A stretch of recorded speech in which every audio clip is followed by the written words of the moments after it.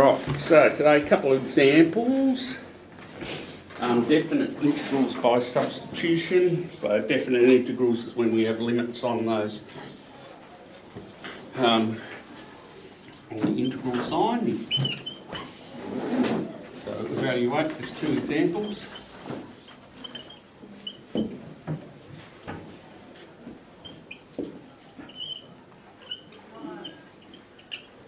Alright, so the first one is where we go from 0 to 4 of 3x square root x squared plus 9. Yep.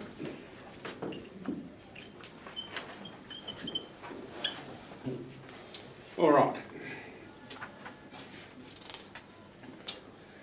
So with substitution, we want to make a substitution of u equals something here. So what do you think? Let u equal what? X squared plus 9. Yep. Alright, so then du dx is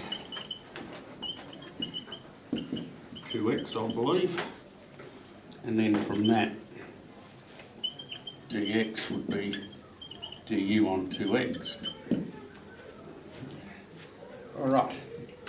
Now, the other thing with this, one of the techniques that you can use is this 0 and 4 relate to our variable x. So when we're doing the substitution, substituting u, we can change these. Alright, so to reflect u. So if we do that, so for our limits, so for x equals 0, u would be 0 squared plus 9, which is 9. And the other limit, which is x equals 4,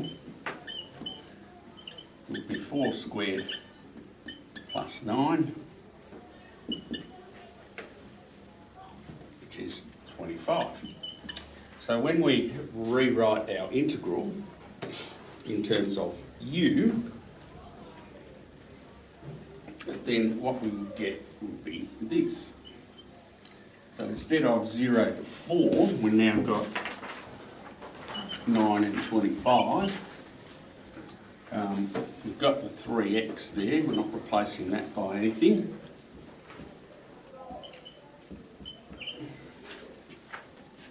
The square root x squared plus 9, we're replacing the x squared plus 9 with u, and then I am using polynomial form, and dx gets replaced by du over 2x. Then our x's cancel.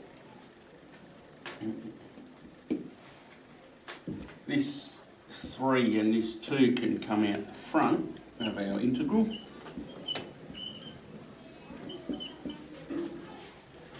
Of u to the half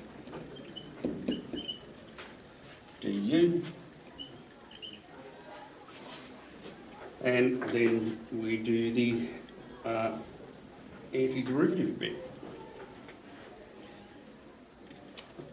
Alright, so the antiderivative of u to the half is u to the 3 over 2 divided by the new power.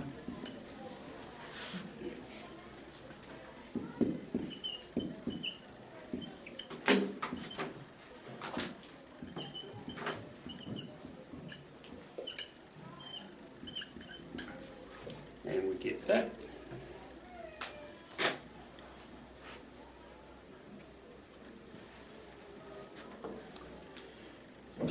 All right. So now, next step.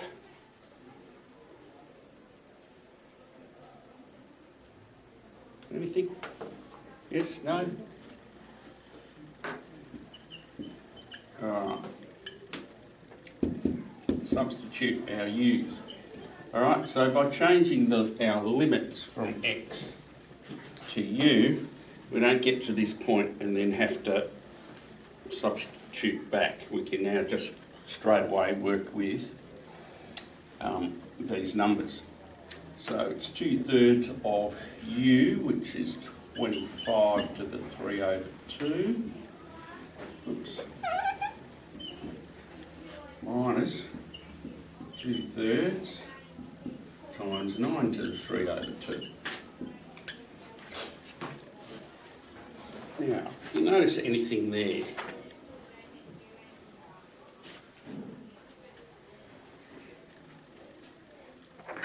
what about this? That it would be a common factor. Fantastic. So let's take our common factor out.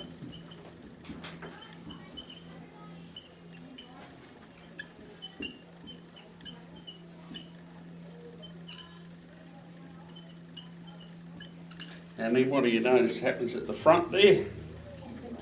Cancelling. The 3's cancel, the 2's cancel. So we are left with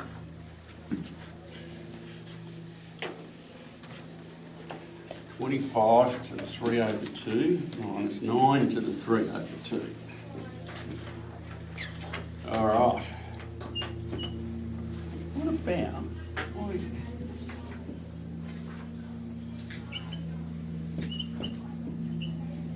Is this correct?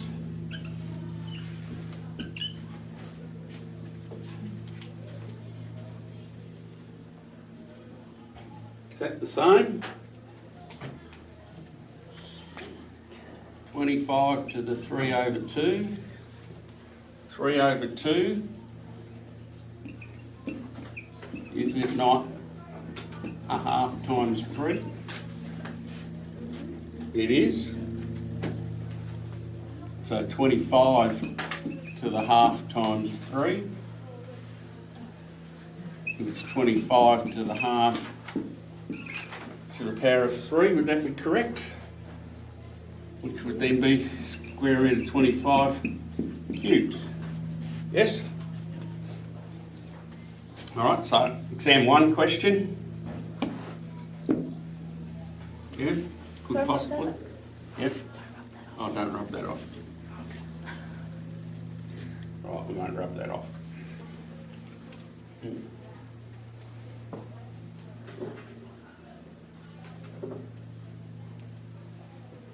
Can I rub it off now? No, not that.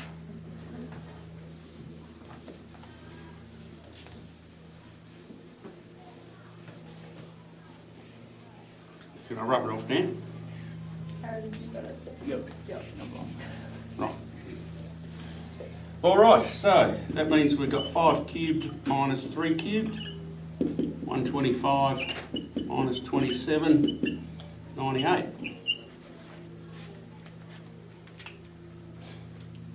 All right.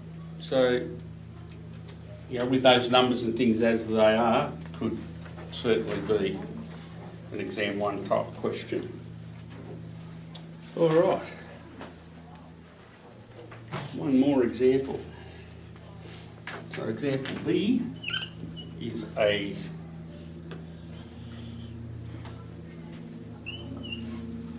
circular functions one, so 0 to pi on 2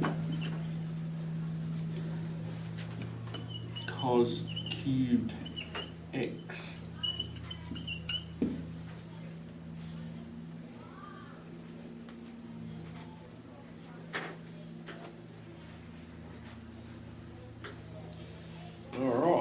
So there's going to be a bit of manipulation here with this before we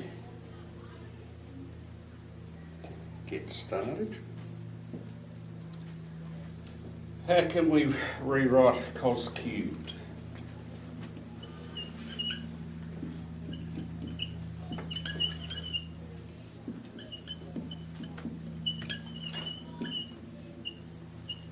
One way would be that, wouldn't it? Yes? So because when I'm looking for this substitution or something, when I've got to anti-differentiate, and we're doing that substitution, really we're looking for always the derivative of whatever we make the u. And because this is a cos, the derivative's related to sine, so we've somehow got to get a sine into here. That's what I'm trying to do at the moment. So I've split that up into cos to cos squared. Now cos squared, use the Pythagorean.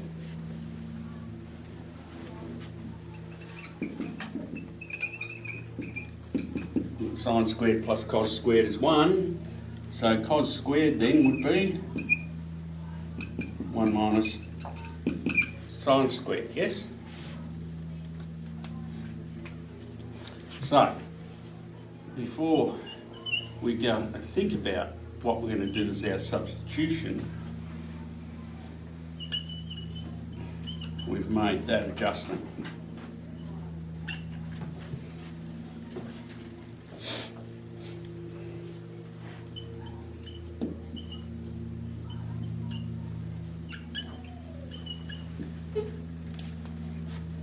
Alright, so now what are we going to let u equal? Now the other day when we looked at these, I gave a rule of thumb for these circular ones. And the rule of thumb was to choose u to be the thing which has the odd or even power, the even power. Alright, rule of thumb. So when we look at this, even power, sine squared. So let u equal sine x. And du dx, of course, is cos x, which then leads us on to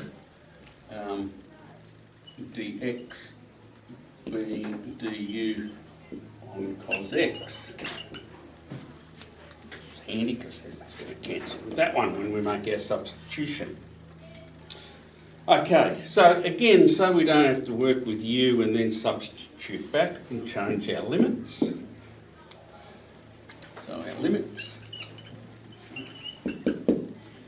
So when x is equal to 0, u is the sine of 0, and the sine of 0 degrees is 0. And when x is equal to pi on 2, u is the sine of pi on 2, which is 1. So now when we make our substitutions, we now end up with the limits 0 to 1, cos x times 1 minus sine squared. So sine is so it's 1 minus u squared. And dx is du on cos x. Now cos x's cancel.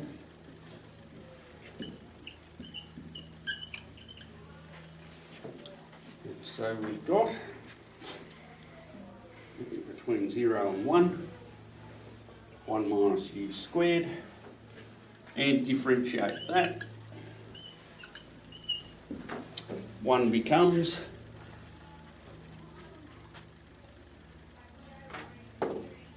u, I believe. U squared becomes, increase the power, divide by the new power. Why does 1 become u? Alright, 1. Would 1 be the same as u to the 0? Yeah. Increase the power, divide by the new power. Thanks. Alright, let's make our substitutions. Do the one up here first, so 1 minus 1 cubed over 3. Oops, not multiply, subtract. 0 minus 0 cubed over 3.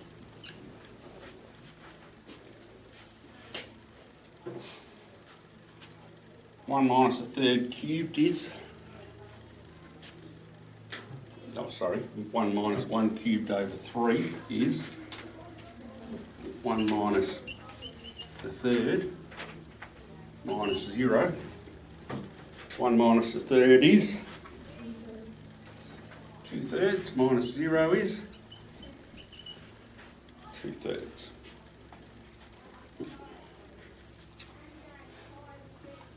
Alright, so there we are, definite integrals using substitution. So when we make that substitution for you, change your limits and then you can just bang go straight through to the end. If you didn't change the limits, you'd get to a point there and then you'd have to substitute it back and you get the same answer in the end, but often it's just as easy, change your limits and then just work through.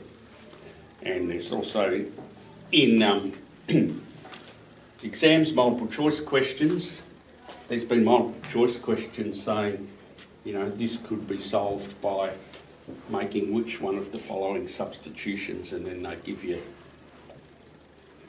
this kind of thing. And you have to choose from that. Alright, anything else? No. 7D.